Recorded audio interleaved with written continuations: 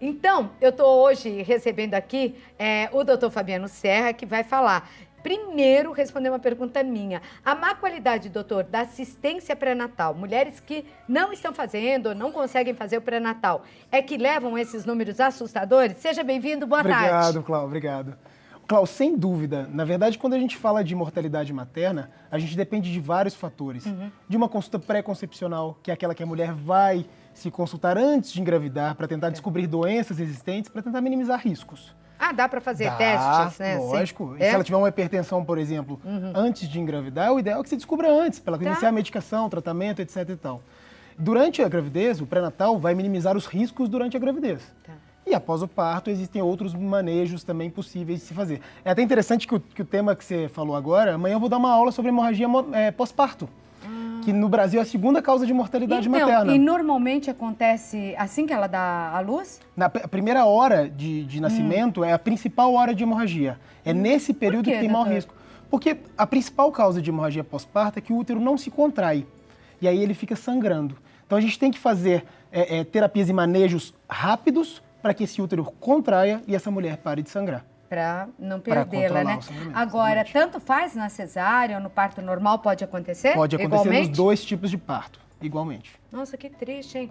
Vamos às perguntas, então. Amanhã onde vai ser a palestra? Amanhã, é só para médicos? É para funcionários da saúde, pela Secretaria do Estado da Saúde. E como eu coordeno a equipe da Maternidade de Interlagos, aí nós vamos falar um pouquinho sobre hemorragia pós-parto. Lá no CEFOR, na Vila Mariana. É um auditório, isso. Tá certo. Para os interessados aí que trabalham na aula, na área, né? Então vamos lá, a primeira pergunta do público. Juliana, boa tarde, atenção, equipe A. Boa tarde, Clau, doutor. Boa tarde, equipe! Boa tarde! O que é isso? Vocês não comeram ontem? O que é isso? Ficaram vendo futebol, encheram manguaçaram. Que boa tarde mais micho, não, pelo amor de Deus, vou tentar de novo. Boa tarde, equipe! Boa tarde! Aê, melhorou. Olha, de onde ela tá vendo a gente, Maceió, Alagoas. Tenho muita TPM, tensão pré-menstrual, oscilo entre tristeza e raiva. Você aí, ó, gente, algum tratamento para isso? Ela é de Maceió, Alagoas. Juliana, existe um tratamento sim para você. Em geral, suspender a menstruação é um dos tratamentos, mas a gente tem outras formas de tratar, com antidepressivos, com atividade física, com mudança de estilo de vida. O mais ideal é conversar com o seu ginecologista e identificar o melhor tratamento para você. A gente sabe que não existe fórmula nem tratamento que aborde todo mundo ao mesmo tempo, né? Então, mas ninguém precisa ficar sofrendo com TPM. Ninguém precisa. Hoje em dia tem tratamento. Dá para resolver. Dá porque a mulher fica realmente muito irritada. Aliás, uma pesquisa, eu já até contei aqui no programa, feita alguns anos atrás, dizia que toda mulher que mata, ela está na TPM. Nem toda mulher que mata está na TPM, mas toda que mata, né? Tem uma grande probabilidade. Porque ela fica tão nervosa. As oscilações hormonais são muito intensas. Nossa, é muito difícil mesmo. Um beijo para você, viu? Para o povo de Maceió também. Carolina, boa tarde, Clau. E em que o hipotireoidismo pode atrapalhar quem quer engravidar ou quem já está na gestação? Adoro você e essa equipe... Tá vendo? Olha o elogio aí. E essa equipe 10. Coloco todo mundo da casa nessa equipe, tá? Um beijo pra você, Carolina. Muito obrigada. Então vamos lá. Carolina, tanto o hipotireoidismo quanto o hipertireoidismo devem ser tratados, tanto pré-gestacional quanto durante a gestação. Ah, pode continuar tomando? Tem que continuar, tem que continuar, na verdade. Atrapalha a pessoa de engravidar? Atrapalha. Atrapalha de engravidar e diminui, aumenta o risco de abortamento durante a gestação. Existem alguns estudos saindo mostrando que as crianças que nascem de mães hipotireoideias, que seriam que têm hipotireoidismo, têm menor QI. Então, fazer o tratamento é muito importante para que essas crianças evoluam super bem aí na gestação. Nossa, já imaginou trazer essa culpa ainda? Exatamente. Não é? Meu Deus. Agora, ó, é quando a tireoide funciona de menos, o hipo, e quando funciona demais, o hiper. E nos dois casos pode afetar e não deixar a mulher engravidar. E, doutor Fabiano, muitas mulheres nem sabem. Nem sabem. Que tem? Nem sabem. Por isso é importante a investigação, por isso é importante a consulta pré-concepcional e a consulta pré-natal. É isso daí. Vamos à próxima. Doutor Fabiano Serra hoje com a gente. Eu não vou falar de novo para eles, porque você viu que hoje a equipe tá meio cansada, né? Segunda a gente pega no tranco, é duro mesmo. Boa tarde, Cláudio. Boa tarde, a equipe. Tomar anticoncepcional por mais de 10 anos causa malefícios à saúde? Vamos ver, Marina. Essa é uma pergunta super frequente de todo mundo. Agora tem vindo uma onda de mulheres querendo trocar o anticoncepcional pelo DIU de cobre, que seria um método não hormonal. E até o implante, mas muitas mulheres passam mal. Mas com o ele. implante é hormonal. Então ele é hormônio do mesmo jeito. jeito. Então, na prática, não existe nada que fale, que deponha contra o hormônio em si. Agora, se você tem uma contraindicação ao uso do hormônio, aí tem que ser reavaliado. Mas eu imagino que usando há 10 anos, não existe nenhuma contraindicação. Agora, malefício não tem, porque as pílulas também estão mais... Não, são baixas dosagens. Antigamente era fogo, né? Mas hoje em dia... Em geral, bem hoje em dia não menos. tem tanta repercussão mais, não. Tá certo. Marina, então vai lá, mas tem outras coisas que você pode fazer, tá? Mas não deixa pra ter filho muito tarde, não, porque depois é tão difícil. É né? verdade. Você fica esperando. Às vezes, aí quando você quer engravidar, ou engravida, descobre que nem pode ter filho. É verdade. Né? E ficou tomando. Tem que fazer uns exames, eu acho que logo mesmo, pra saber. Na verdade, quem já tem um relacionamento estável, não é bom Nossa. postergar muito, né? Eu acho. Que já tem Tem uma idade boa pra ter filho, Tem, né? até os 35 anos. Tá bom. Adriana, boa tarde, Clau. Nódulos nas axilas. Pode ser sinal de câncer de mama. Ela é de Parauapebas, Pará. Olha lá que bonitinho o bebê dela. A mulher tem que ficar muito atenta. Pelo que eu lembro, o doutor vai te responder, mas tem que mensalmente fazer o autoexame, inclusive o exame de axilas, não é? Perfeito.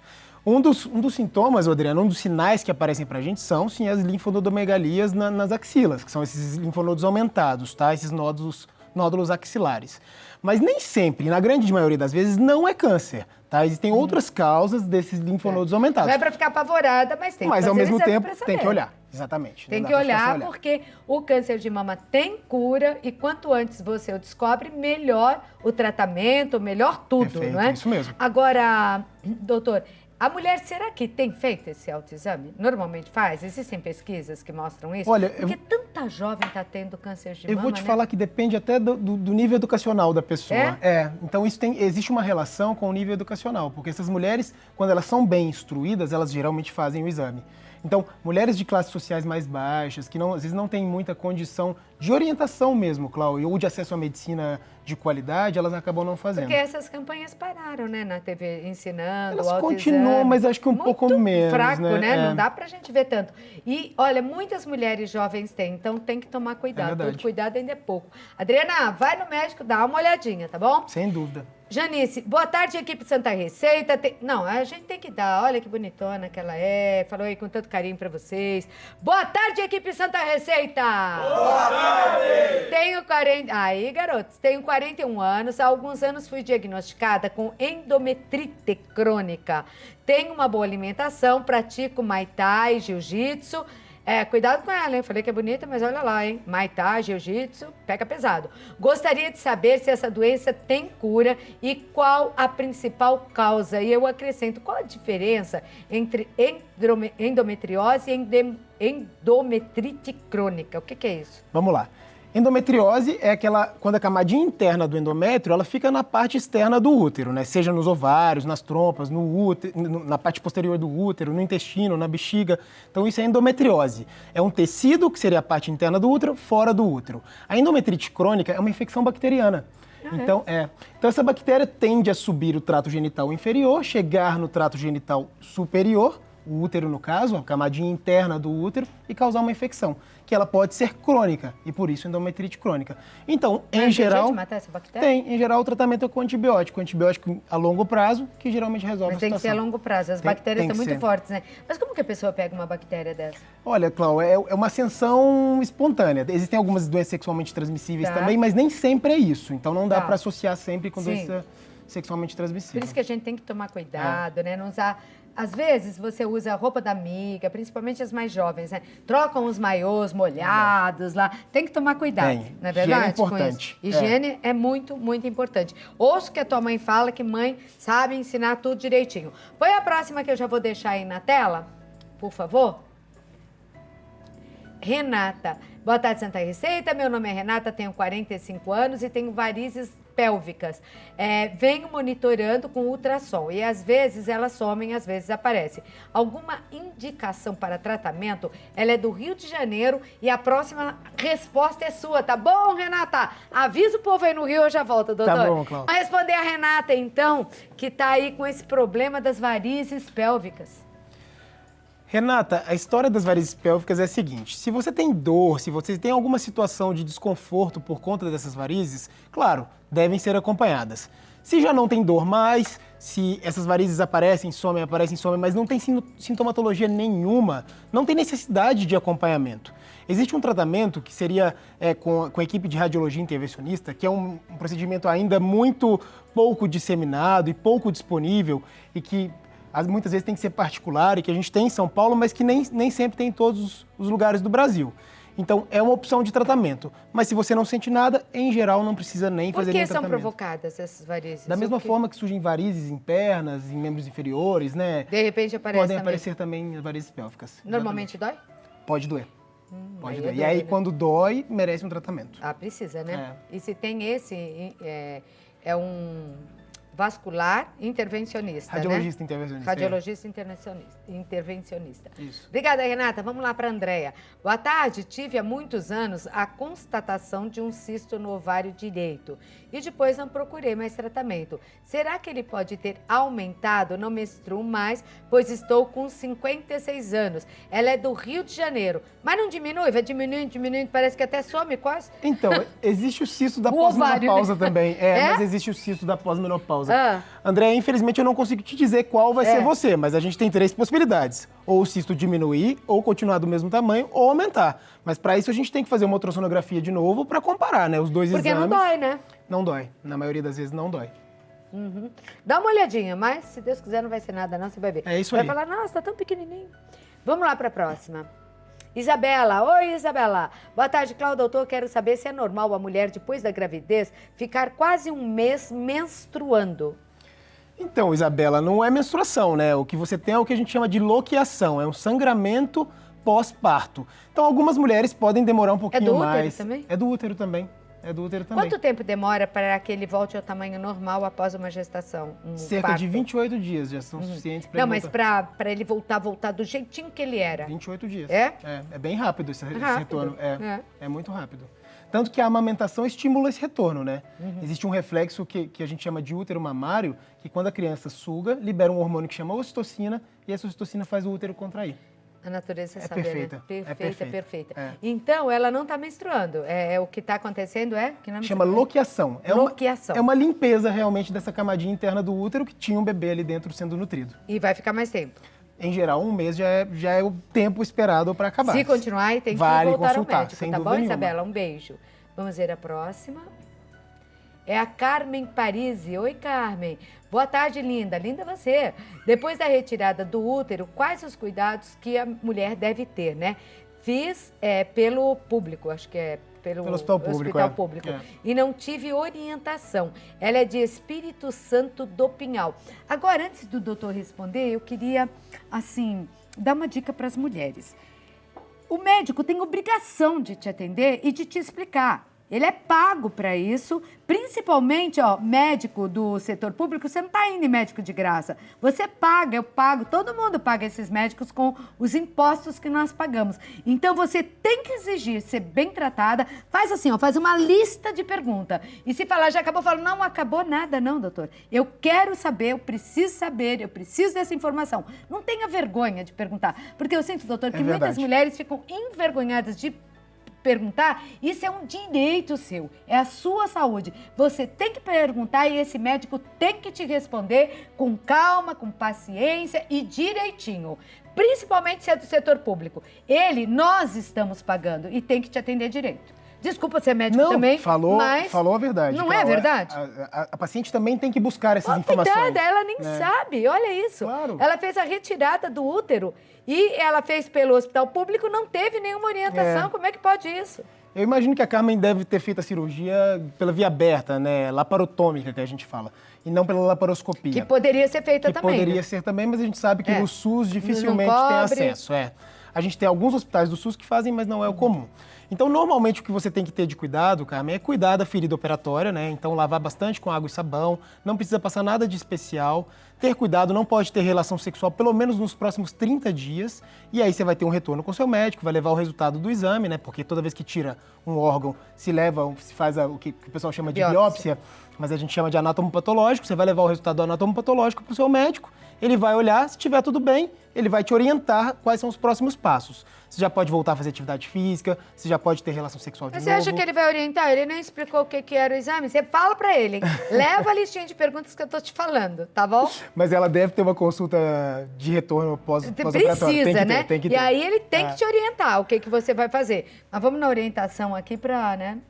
Qualquer coisa você já tá orientada. Então, cuida do ferimento, aí vai ver o resultado da biópsia, ela tem que voltar ao médico levar, não Relação é? sexual não pode nos não próximos pode, 30 dias. 30 dias amarra o marido no pé da cama pra não ter problema. Isso. E cuidados gerais, não vai fazer atividade física, não vai fazer faxina. Muitas mulheres gostam de voltar a fazer faxina, limpar a casa, cuidar da criança. Não pode, né? Pelo menos uns 30 dias de recuperação aí.